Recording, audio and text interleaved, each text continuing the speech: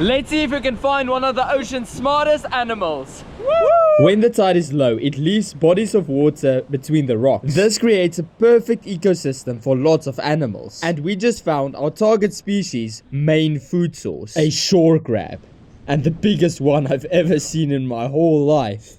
Well, that's a good sign, because if you can find their food, you can find the animal. Now, there are two main methods of finding these animals. One is walking around to see if you can spot them, and two is simply just flipping rocks. But before we continue, can you guess what we are looking for? So we're literally just walking around, taking a look in all of these little tide pools, and we might get the chance to see an octopus. And those are insane creatures, literally one of my favorite tide pool creatures you can find out here. But yeah, just one of my favorites, and we're just looking around to see if we can find them. There we go, we just found an octopus. This is the jackpot find. Take a look at this. You can see him chilling below the rock, but these guys can disappear in an instant, so Napi had to move quick to catch him. There we go! There we go! This is the jackpot tide pool find, an octopus. But then we spotted even a bigger octopus. And I knew this time it's my turn to give it a yoink. No nets needed. So I used this method where I just tickled it from the one side so he can get out in the open and I can catch him on the other side. And when I picked him up, he stuck to a lot of rocks to make him as heavy as he possibly can. What smart creatures. So we secured our catch, putting both of them in a shallow tide pool where they can't escape. Take a look at this. This is exactly what we came to the tide pools for.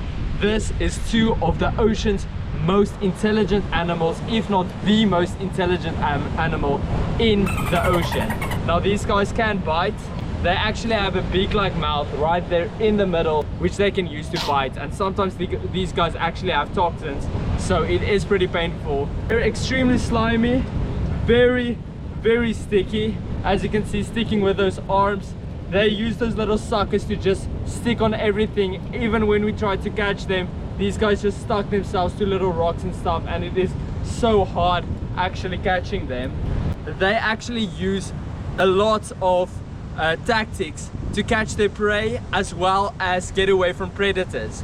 One of those tactics are camouflage. So these guys can literally change from color in an instant with small little pigments in their skin. Crabs and stuff, which these guys will actually feed on, will not see the octopus, and they will just lure them right by their arms, and then they will stick them with their arms and bring it right close to that mouth I was talking to you about. So I'm super glad we actually got out and we managed to catch not one but two of the ocean's most intelligent animals.